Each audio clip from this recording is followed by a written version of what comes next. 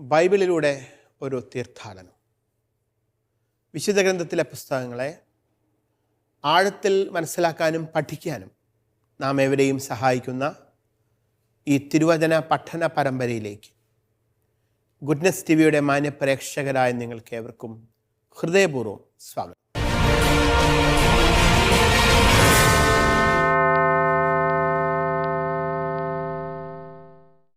മക്കബായരുടെ ഐതിഹാസികമായ ചരിത്ര പഥങ്ങളിലൂടെ നമ്മൾ കടന്നു പോവുകയാണ്.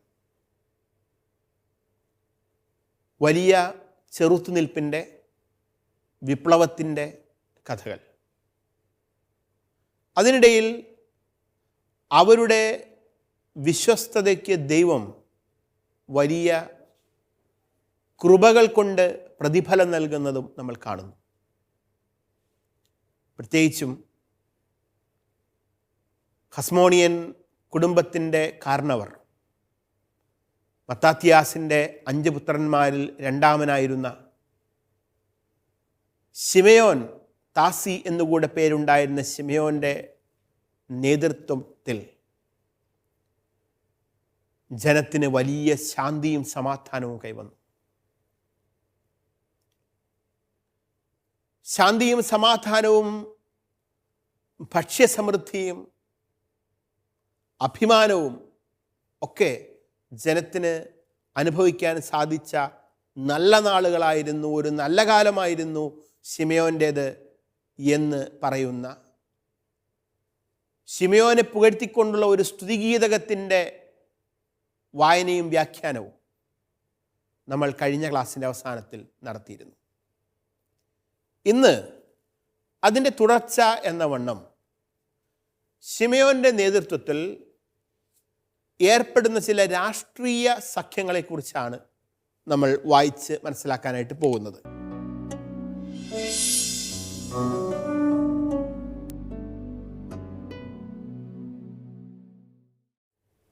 നിലവിൽ ലഭിച്ചിരിക്കുന്ന വിജയം, രാഷ്ട്രീയ സുസ്ഥിരത, അത് നിലനിർത്തിക്കൊണ്ട് പോകുന്നതിന് സഹായകമാകുന്ന ചില രാഷ്ട്രീയ സഖ്യങ്ങളിൽ ശിമയോൻ ഏർപ്പെടുന്ന കഥയാണ് ഇവിടെ പറയുന്നത്.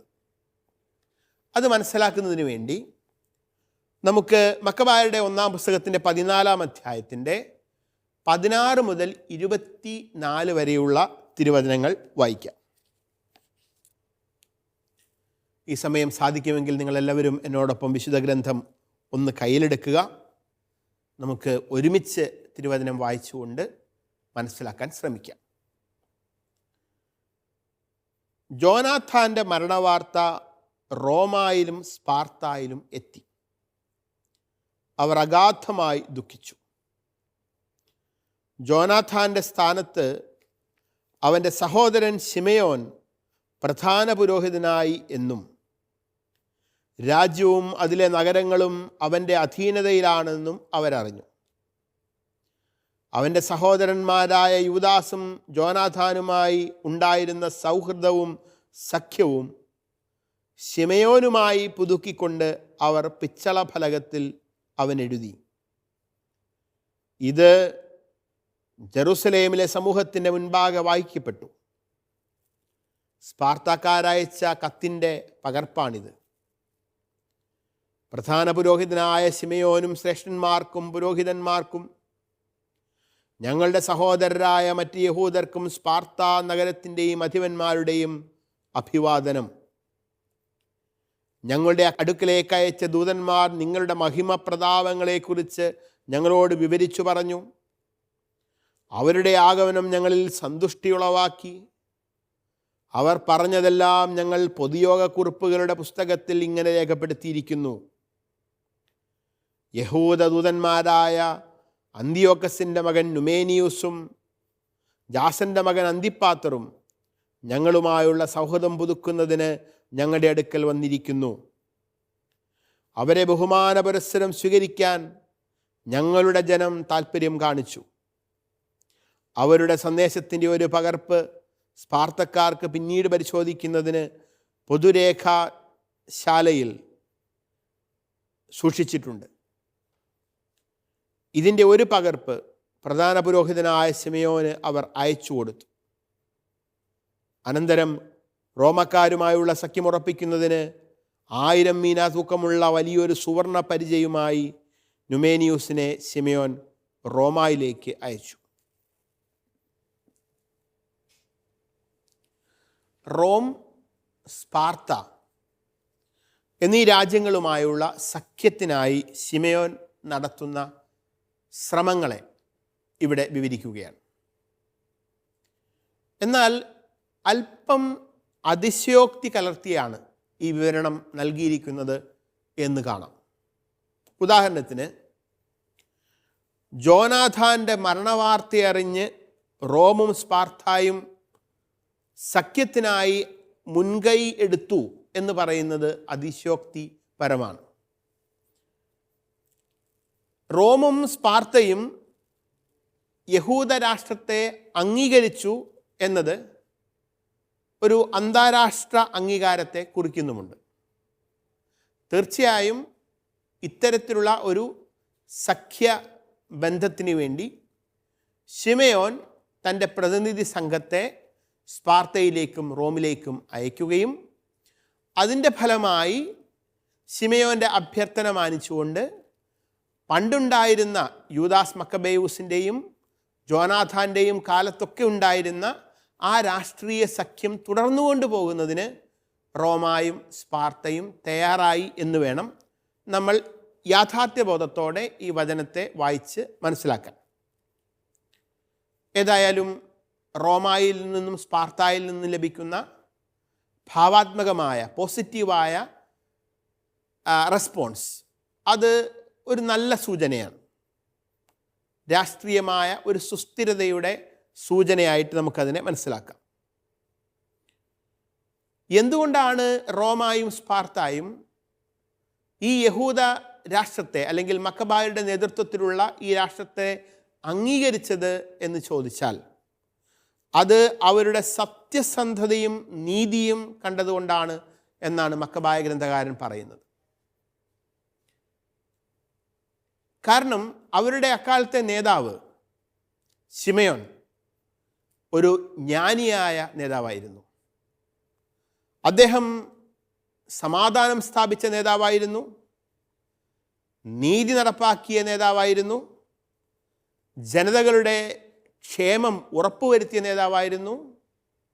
ഇതാ ഇപ്പോൾ അന്താരാഷ്ട്ര ബന്ധങ്ങൾ മെച്ചപ്പെടുത്തിയ നേതാവ് കൂടിയാണ്. ഒരു രാഷ്ട്രത്തെ നയിക്കേണ്ട നല്ല നേതാവിനുള്ള ഗുണങ്ങൾ എന്തൊക്കെയാണെന്ന് ചോദിച്ചാൽ അയാൾ സമാധാനം സ്ഥാപിക്കുന്നവനായിരിക്കണം, രാജ്യത്ത് നീതി നടപ്പാക്കുന്നവനായിരിക്കണം, ജനങ്ങളുടെ ക്ഷേമം, സ്വന്തം ക്ഷേമം ഉറപ്പുവരുത്തുക എന്നതല്ല, ജനങ്ങളുടെ ക്ഷേമം ഉറപ്പുവരുത്തുന്നതിൽ വ്യഗ്രതയുള്ള വ്യക്തിയായിരിക്കണം. ഏറ്റവും ഒടുവിൽ ദീർഘവീക്ഷണത്തോടെ അന്താരാഷ്ട്ര ബന്ധങ്ങൾ മെച്ചപ്പെടുത്തുന്നതിന് കൂടി താല്പര്യമെടുക്കുന്ന ഒരു നേതാവായിരിക്കണം എന്ന് സൂചിപ്പിക്കുന്നു. ഇതെല്ലാം നല്ല നേതൃത്വത്തിൻ്റെ പ്രാധാന്യത്തെ അടിവരയിടുകയാണ്. ഇന്ന് നമ്മുടെ കുടുംബങ്ങളിലും സഭയിലും സമൂഹത്തിലും രാജ്യത്തിലും എല്ലാം നല്ല നേതൃത്വം ആവശ്യമാണ്.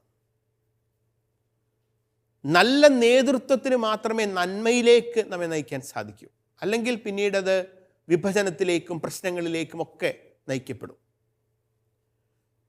ദൈവത്തെ ഭയപ്പെടുകയും ജനങ്ങളെ സ്നേഹിക്കുകയും ചെയ്യുന്ന നല്ല നേതാക്കന്മാരെ നാം പിന്തുണയ്ക്കണം, അവർക്ക് ആവശ്യമായ പിന്തുണ നൽകി അവരോട് ചേർന്ന് നിൽക്കണം എന്നും ഈ വചനം നമ്മെ ഓർപ്പിക്കുകയാണ്. അപ്പോഴാണ് നമുക്ക് സുസ്ഥിരതയും ഐശ്വര്യവും ഒക്കെ ലഭിക്കുക. 14-ാം അധ്യായത്തിൻ്റെ 25 മുതൽ 49 വരെയുള്ള ബാക്കിയുള്ള ഭാഗത്ത് ശിമയോൻ എന്ന മഹാനായ നേതാവിൻ്റെ ബഹുമതി ഒരു പിത്തള ഫലകത്തിലെഴുതി ജനം പ്രസിദ്ധീകരിച്ച സംഭവമാണ് വിവരിക്കുന്നത്. വിശാലമായ വളരെ ദീർഘമായ ഒരു വചനഭാഗമാണ് അത്. അതുകൊണ്ട് നമുക്കെല്ലാവർക്കും ആ വിശുദ്ധ ഗ്രന്ഥം ഒന്ന് കയ്യിലെടുത്ത് നമുക്കത് മുഴുവനായിട്ടൊന്ന് വായിക്കാം. അപ്പോൾ ഞാൻ നിങ്ങളോട് വീണ്ടും അഭ്യർത്ഥിക്കുകയാണ്, എല്ലാവരും വിശുദ്ധ ഗ്രന്ഥം ഒന്ന് കയ്യിലെടുക്കുക.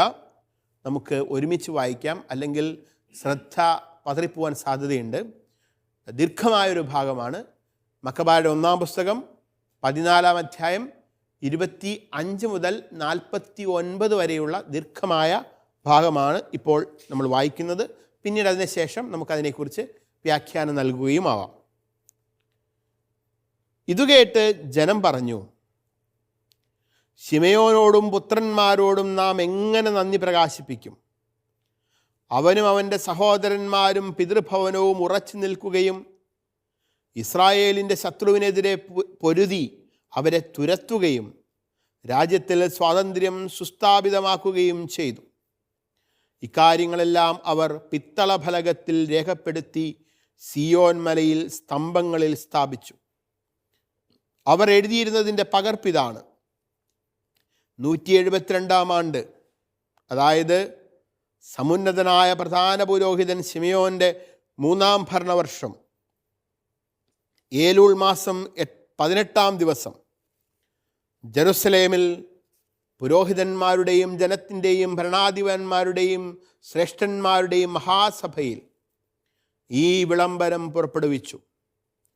രാജ്യം തുടരെ തുടരെ യുദ്ധത്തിനടിപ്പെട്ടുകൊണ്ടിരിക്കെ യോയാറിബിൻ്റെ വംശത്തിൽപ്പെട്ട പുരോഹിതനായ മത്താത്തിയാസിൻ്റെ മകൻ ശിമയോനും സഹോദരന്മാരും ജീവൻ അപകടത്തിലാക്കിക്കൊണ്ട് വിശുദ്ധ മന്ദിരവും നിയമവും കാത്ത് രക്ഷിക്കുന്നതിനായി രാജ്യത്തിൻ്റെ ശത്രുക്കളോട് എതിരിട്ടു. അവർ രാജ്യത്തിന് പ്രതാപം തേടിത്തന്നു. ജോനാഥാൻ ജനത്തിന് കെട്ടുറപ്പ് നൽകുകയും പ്രധാന പുരോഹിതനാവുകയും ചെയ്തു. അവസാനം അവൻ പിതാക്കന്മാരോട് ചേർന്നു. രാജ്യത്തെ ആക്രമിക്കുന്നതിനും വിശുദ്ധ സ്ഥലം പിടിച്ചടക്കുന്നതിനും ശത്രുക്കൾ ശ്രമിച്ചപ്പോൾ ശിമയോൻ തൻ്റെ രാജ്യത്തിന് വേണ്ടി പൊരുതി. രാജ്യത്തിൻ്റെ സേനകൾക്ക് ആയുധവും വേതനവും നൽകാൻ അവൻ സ്വന്തം സമ്പാദ്യത്തിൽ നിന്ന് വലിയ സംഖ്യ ചെലവഴിച്ചു. യൂദായിലെ നഗരങ്ങളും അതിൻ്റെ അതിർത്തിയിലുള്ളതും മുൻപ് ശത്രുക്കൾ ആയുധം ശേഖരിച്ച് സൂക്ഷിച്ചിരുന്നതുമായ ബേത്സൂറും സുരക്ഷിതമാക്കുകയും അവിടെ യഹൂദ കാവൽ സൈന്യത്തെ നിയോഗിക്കുകയും ചെയ്തു. അവൻ കടൽ തീരത്തുള്ള ജോപ്പായും അസോത്തോസിൻ്റെ അതിർത്തിയിലുള്ളതും മുൻപ് ശത്രുക്കൾ അധിവസിച്ചിരുന്നതുമായ ഗസറായും സുരക്ഷിതമാക്കി. അവിടെ യഹൂദരെ പാർപ്പിക്കുകയും നഗരങ്ങളുടെ പുനരുത്ഥാനത്തിന് ആവശ്യമായതെല്ലാം അവർക്ക് നൽകുകയും ചെയ്തു. ശിമയോൻ്റെ വിശ്വസ്തതയും രാജ്യത്തിന് അവൻ നേടിക്കൊടുക്കാൻ ഉറച്ച പ്രതാപവും ജനം മനസ്സിലാക്കി. അവൻ്റെ ചെയ്തികളും അവൻ ജനത്തോട് പുലർത്തിയ നീതിയും വിശ്വസ്തതയും കണക്കിലെടുത്തും എല്ലാവിധത്തിലും ജനത്തെ പ്രതാപത്തിലേക്ക് നയിക്കുന്നതിന് അവൻ നടത്തിയ പരിശ്രമങ്ങളെ പരിഗണിച്ചും അവർ അവനെ തങ്ങളുടെ നേതാവും പുരോഹിതനുമാക്കി. അവൻ്റെ നേതൃത്വത്തിൽ ജനത്തിന് ഉത്കർഷമുണ്ടായി. അവൻ വിജാതീയരെ രാജ്യത്ത് നിന്ന് തുരത്തി. അതുപോലെ ജെറുസലേമിൽ ദാവീദിൻ്റെ നഗരത്തിൽ തങ്ങൾക്കായി കോട്ട കെട്ടുകയും അതിൽ നിന്ന് പുറത്തു വന്ന് വിശുദ്ധ സ്ഥലത്തിൻ്റെ പരിസരങ്ങൾ അശുദ്ധമാക്കുകയും അതിൻ്റെ വിശുദ്ധിക്ക് ഭംഗം വരുത്തുകയും ചെയ്തിരുന്നവരെ അവൻ ഓടിച്ചു. അവൻ അവിടെ യഹൂദരെ പാർപ്പിക്കുകയും രാജ്യത്തിൻ്റെയും നഗരത്തിൻ്റെയും സുരക്ഷിതത്വത്തിന് വേണ്ടി അതിനെ സുശക്തമാക്കുകയും ജെറുസലേമിൻ്റെ മതിലുകൾക്ക് ഉയരം കൂട്ടുകയും ചെയ്തു. ഇതിൻ്റെ വെളിച്ചത്തിൽ ദെമിത്രിയൂസ് രാജാവ് അവനെ പ്രധാന പുരോഹിതനായി സ്ഥിരപ്പെടുത്തി അവനെ രാജമിത്രങ്ങളിൽ ഒരുവനാക്കുകയും അവന് വലിയ ബഹുമതികൾ നൽകുകയും ചെയ്തു. എന്തുകൊണ്ടെന്നാൽ റോമാക്കാർ യഹൂദരെ സുഹൃത്തുക്കളും സഖ്യകക്ഷികളും സഹോദരരുമായി പരിഗണിച്ചിരുന്നുവെന്നും ശിമയോൻ്റെ ദൂതന്മാരെ അവർ ബഹുമാനപുരസ്സരം സ്വീകരിച്ചുവെന്നും അവൻ കേട്ടിരുന്നു. വിശ്വസനീയമായ ഒരു പ്രവാചകൻ്റെ ആവിർഭാവം വരെ ശിമയോൻ നേതാവും പ്രധാന പുരോഹിതനും ആയിരിക്കട്ടെ എന്ന് യഹൂദരും പുരോഹിതരും തീരുമാനിച്ചു. അവൻ അവരുടെ ഭരണാധികാരിയായി തീരുകയും വിശുദ്ധ സ്ഥലത്തിൻ്റെ ചുമതല വഹിക്കുകയും ചെയ്യേണ്ടിയിരുന്നു.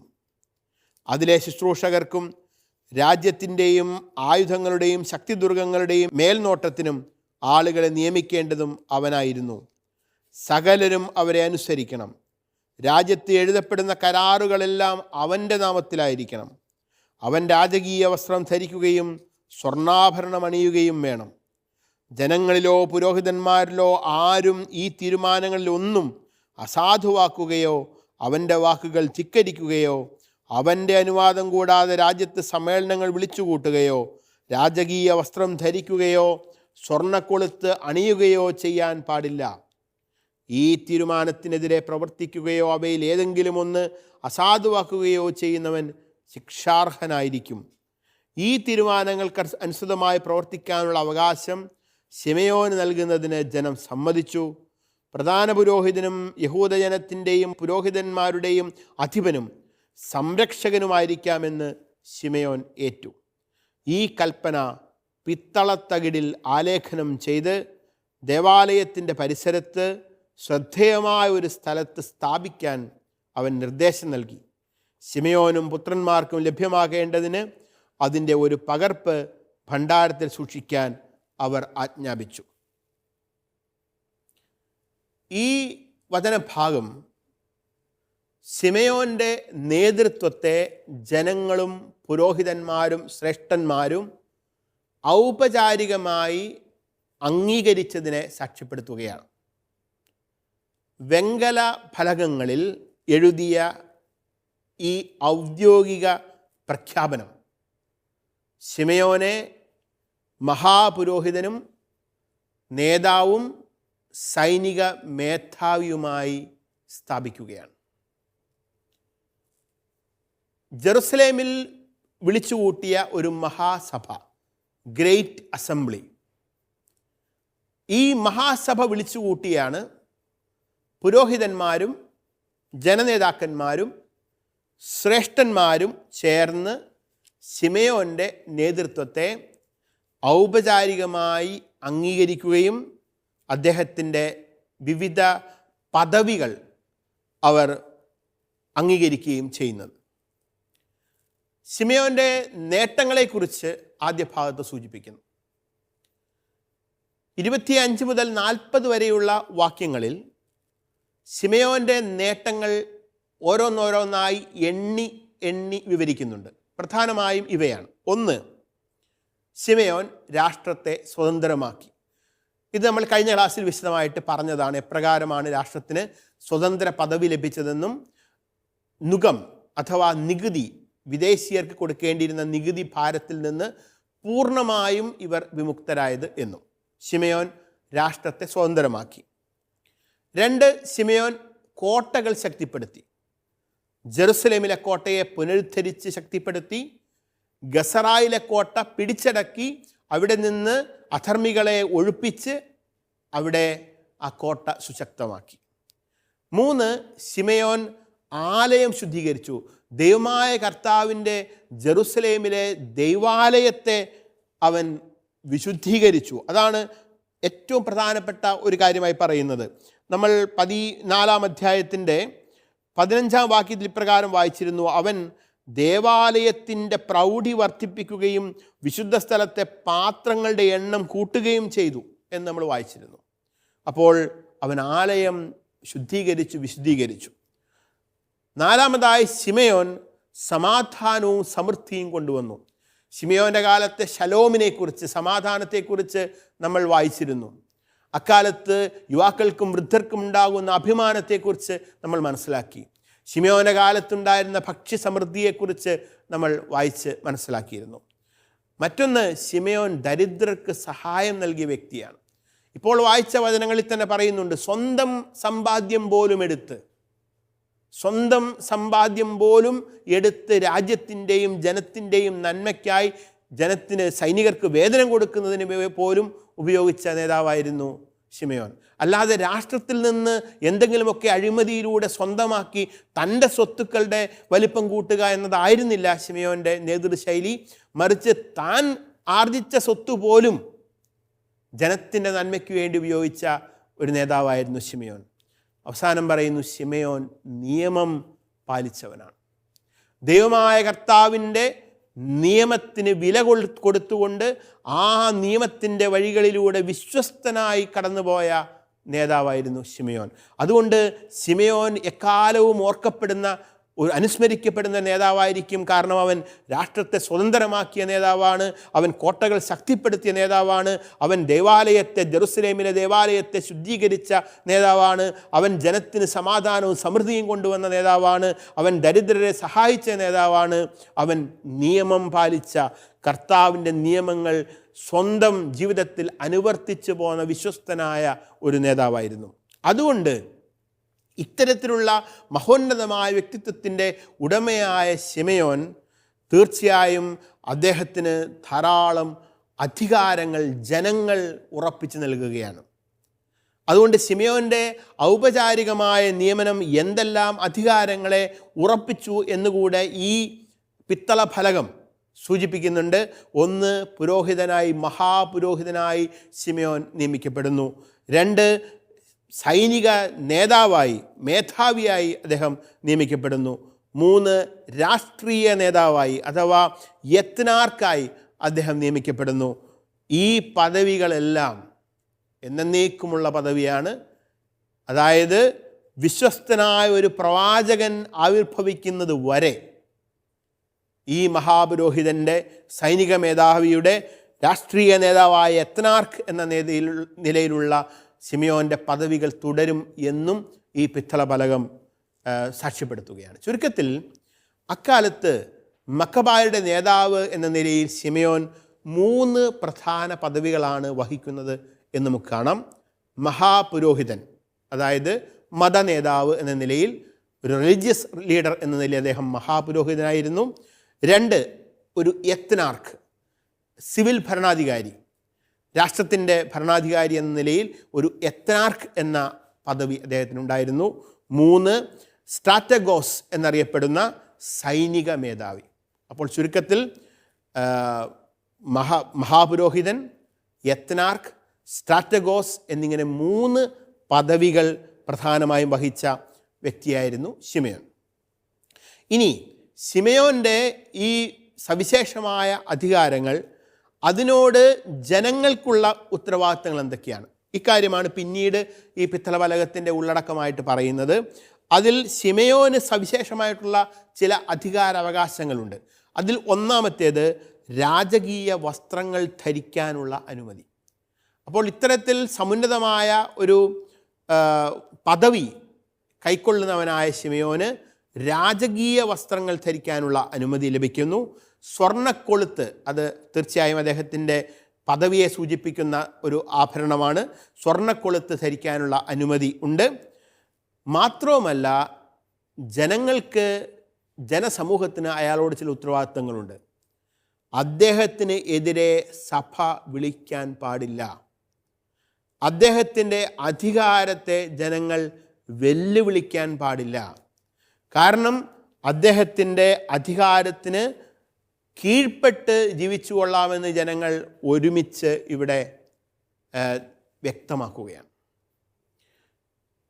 ഈ പിത്തള ഫലകത്തിൻ്റെ അടിസ്ഥാനത്തിൽ, ഈ വജ്ര ഫലകത്തിൻ്റെ അടിസ്ഥാനത്തിൽ നമുക്ക് എന്തുകൊണ്ടാണ് ശിമെയോൻ മഹാനായി കണക്കാക്കപ്പെടുന്നത് എന്നത് വ്യക്തമാവുകയാണ്.